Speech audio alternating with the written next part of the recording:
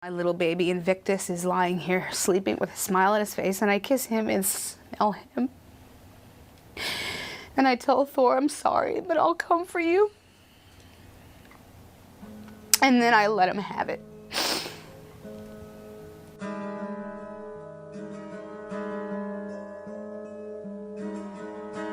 A few years ago, Daisy Bram, her partner Jamie Walsh, and their son Thor moved from Iowa to California.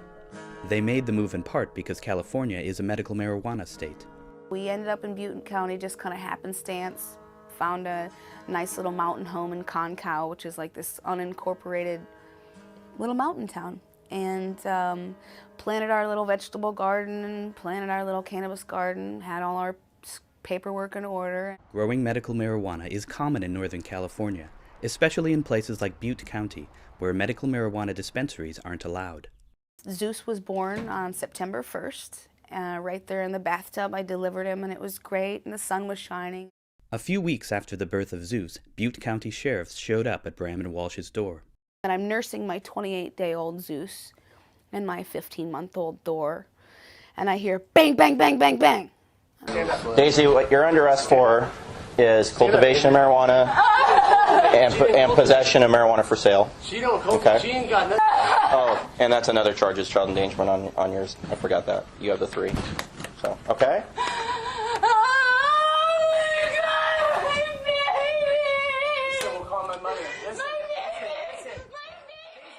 Bram and Walsh's 2 young boys were taken by Child Protective Services and placed in foster care for 4 months. Daisy Bram's case is unique because she's being charged with child endangerment by virtue of having grown marijuana or being present where marijuana was being grown. Michael Levinson, an attorney who specializes in medical marijuana cases, is representing Bram pro bono. I don't believe that the numbers of plants or the ways in which they were being grown exceed reasonable expectations for medical use. 30-some plants that you find in the backyard. If we were really criminals, would we grow pot in our yard for everybody and their mother to see it? I don't know. The CPS case closes on us in July, and everything's just fine, and Jamie and I are just kind of living our life. September 18th comes, and our 3rd son, Invictus, is born. And late in 2012, with their Butte County cases still unresolved, Bram and Walsh decided to move to neighboring Tehama County. I find this beautiful little spread on the river, and oh my goodness, Jamie loves to fish, and I've got 3 boys. I mean, could you find a better spot? Orchard in the front yard, look at all this space, and it just seems too good to be true. In January of this year, Tehama County sheriffs raided Bram and Walsh's new home. This time, they found a cannabis garden in a locked room off the back of the house. There were 50 cannabis plants, about 12 inches high. And so that's they're all excited. So they're tearing through the house, and becomes very quickly evident that we're both going to be arrested and the kids are going to be taken again. For the second time in less than 2 years, Bram and Walsh were charged with cultivation of marijuana, possession with intent to sell, and child abuse. And, once again, their children were taken by Child Protective Services. I don't know, I just hope that someday they can forgive me. And they know how much I love them. Walsh is in jail with bail set at $1 million.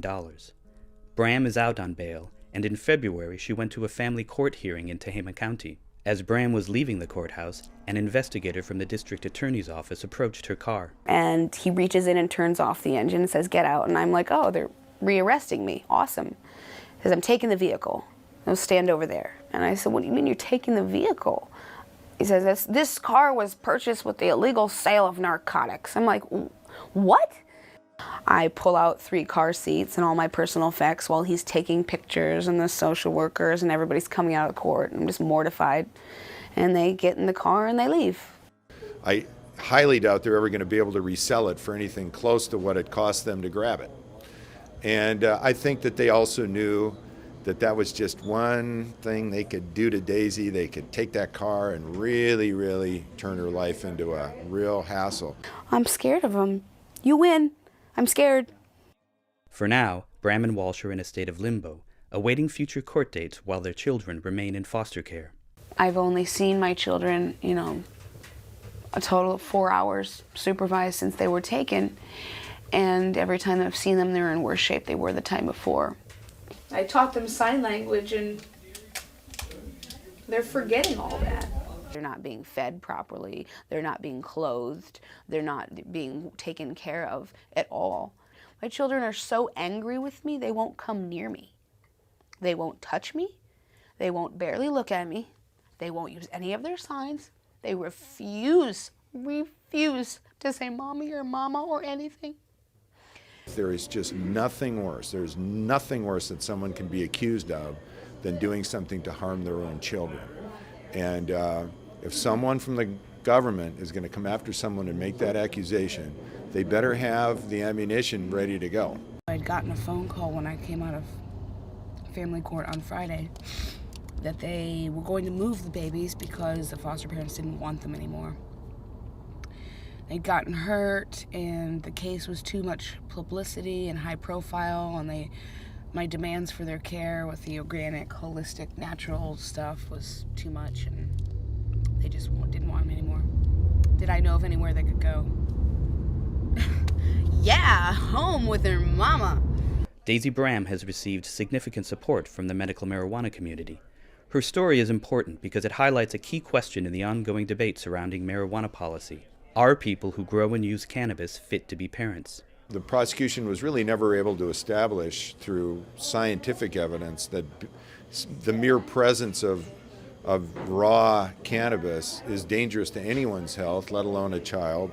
I suppose to some degree, you want to make sure that everything your children have access to is absolutely, positively okay for them. Then no one should ever have alcohol or any cleaning products or cords that kids could trip over. I mean, we live on the Sacramento River, and while it's beautiful and great, does that not present a drowning hazard? She does not deserve to be accused of doing anything to harm her children because she has never done such a thing and never would. You know when you're good at something, and I'm good at being a mother because I love it.